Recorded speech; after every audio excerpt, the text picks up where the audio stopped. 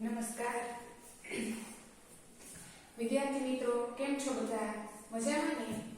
તો ચાલો આપણે પ્રશ્ન નંબર 8 પહોંચ્યા હતા. તો 8 ની અંદર આપણે નંબર 1, 2 અને 3 આગળના વિડીયોમાં જોઈ ગયા છીએ. અત્યારે નંબર 4, 5, 6 અને 7 આપણે આ વિડીયોમાં જોવાના છે. તો ચાલો પ્રશ્ન નંબર 4. પ્રશ્ન નંબર 4 ની અંદર છે -8/5 અને -7/4. તો આપણે આની અંદર શું કરવાનું હતું એ તમને આગળના વિડીયોમાં સમજાવ્યું હતું. ફરી એક વખત સમજાવી દેવી કે આમાં ગ્રેટર ધેન, લેસ ધેન અને બરાબર આ ત્રણ નિશાનીઓમાંથી કોઈ પણ એક નિશાની આપણે આ બોક્સમાં મૂકવાની છે. તો કેવી રીતે ખબર પડે? તો કે આ સંખ્યા મોટી છે કે આ સંખ્યા મોટી છે. જે સંખ્યા મોટી હોય તેની બાજુ બે પાંખડા આવા આવે એ રીતે આપણે આમાં નિશાની મૂકીને ખાલી જગ્યા પૂરવાની છે. તો ચાલો જોઈએ. આ જે સંખ્યા ઋણ હોય એ સંખ્યા ધન સંખ્યા કરતા મોટી હોય એ આપણે જોતા ખ્યાલ આવી જાય. પછી જો શૂન્ય હોય તો એના કરતા ઋણ સંખ્યા નાની હોય એ આપણે જોવી તો આપણને ખ્યાલ આવે છે.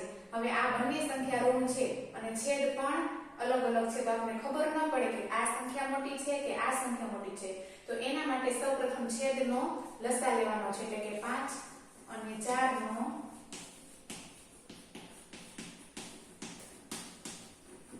લસા લેવાનો છે. આ બંનેનો લસા 4 × 20 થાય છે.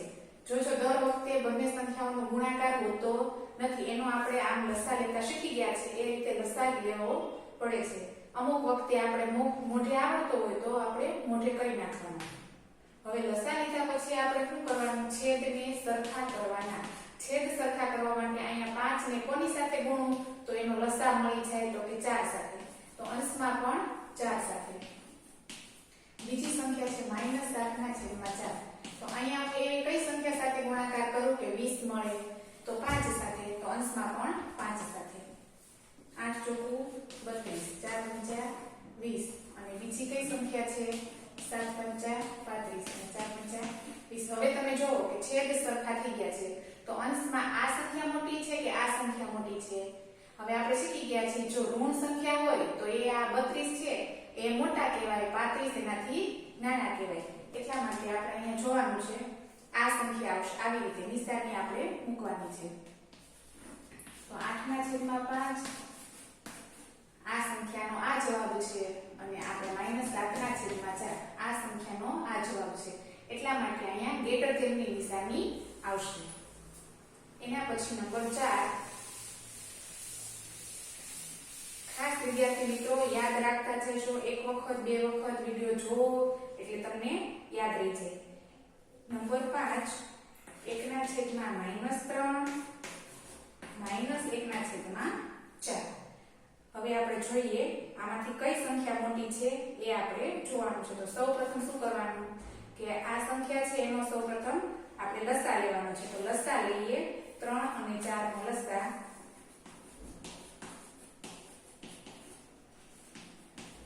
4 × 12 થાય છે. અહીંયા લસા આપણો 12 થાય છે. તો 12 લસા થાય છે. તો હવે છેદ સરખા કરવા માટે કોની સાથે ગુણાકાર કરશું? અહીંયા 4 સાથે. અને બીજી સંખ્યામાં કોની સાથે ગુણાકાર કરશું? 3 સાથે. હવે 4 × 4 4 × 12. અને બીજી કઈ સંખ્યા છે? -3 અને છેદમાં 12. હવે તમે જો આપણે છેદમાં માઈનસ રાખતા નથી, એને અંશમાં માઈનસ લઈ જવા માટે -1 સાથે ગુણાકાર કરવાનો છે. એટલા માટે -1 સાથે ગુણાકાર કરતા જવાબ આવશે -4 અને 12. એક આ સંખ્યા મળેલી છે અને એક આ સંખ્યા. હવે આ બંને સંખ્યાઓમાં કઈ સંખ્યા મોટી છે એ આપણે જોવાનું છે. આ સંખ્યા એટલે કે આપણી પહેલી સંખ્યા -1/4. ચાલો હવે વિચાર કરો કે આ સંખ્યા મોટી છે કે આ સંખ્યા? તો તમને આપણે શીખવાડ્યું છે કે છેદ બંનેના સરખા હોય. હવે ઉપરની સંખ્યાને આપણે જોવાની છે. તો -3 મોટા છે, બરોબર? -3 મોટા છે તો એ કોની સંખ્યા છે એ આપણે જોવાનું. એ સંખ્યા -3 છે એ આની સંખ્યા છે. એટલા માટે બરોબર 4/1 આ સંખ્યા છે અને આ સંખ્યા છે આ સંખ્યા છે. એવી રીતે આપણે આ ગોઠવવાનું. એટલે કે આમાં ગ્રેટર લેસ ધેનની નિશાની આવશે. હવે એના પછી નંબર 6